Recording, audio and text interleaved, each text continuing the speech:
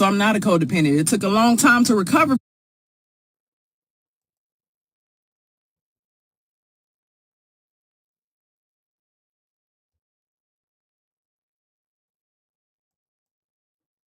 This is a post to self-reflection. Let me go ahead and say it right now. This is a post to self-reflection. And if you're not at a place to where you can laugh about how you used to be in the past, keep scrolling, because I probably trigger you, okay? I was running my codependency course last night, and it was a great moment of self-reflection as I was helping the class attendees understand what codependency is. Because I've become very secure now in who I am, so I'm not a codependent. It took a long time to recover from that, but, I did. We went through the characteristics and understanding the roots of codependency and understand where it come from. And let me just talk to y'all about this growth, okay? Because, baby, Kitty used to be the codependent of codependents. The quicker, thicker, picker-upper, Kitty.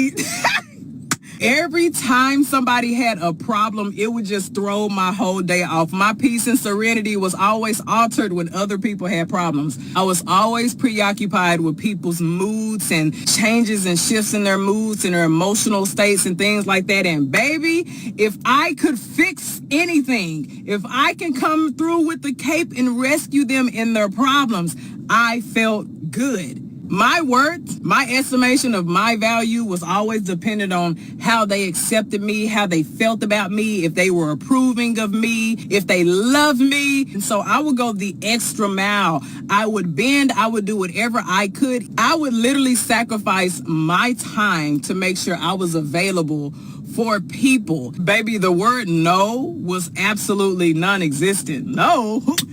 What word is that? I had no boundaries whatsoever. And if I did try to establish boundaries, it was so easy for somebody to guilt trip me out of that boundary, and maintaining boundaries was just an absolute no. But what Uncle Elroy say, when I set that boundary, I was gone. Something like that, right? Yeah. And so in my class yesterday, I'm sitting here thinking about my whys. And if you don't know what a why is, it's an X. And every time you think about that X, you ask, why the Kitty. But no, seriously, why did I allow myself to bend so bad to be there for people who didn't care about me? At the hint of rejection, if I felt like they didn't love me anymore, they didn't accept me, I would go above and beyond. I would do just to get some type of praise, some type of reward, some type of love, to feel like I was accepted. And it's like, Kitty, you were tweaking, baby. My opinion and my estimation of my value was so low that I needed other people to feel better about myself. I really took on responsibilities that were not mine to bear. I didn't need to take on those responsibilities. There's a difference between taking on something that's not yours and being supportive in a moment where a person can use support. But it wasn't me being supportive. It was me taking on what they were going through and trying to be the person to fix those problems. Like, seriously, why did I put this person on a pedestal like I wasn't worthy of being on that same pedestal? Most of us as children are conditioned to please others, and that's where that people pleasing really starts to kick in. We feel as though if we please people, then we'll get the reward. We take that conditioning in our life and we start doing whatever we can to be rewarded. And that's what gets us in those unhealthy, toxic, or narcissistic, manipulative relationships. Not every codependent has the same characteristics, but most codependents have a need to be needed. Most times we have this really altered, twisted idea of what love actually is. And we love people because we need them. I was codependent in all things of my life. And I'm not calling anybody a clown, but when I'm sitting back and I'm looking at my own relationships, your girl, I was a clown.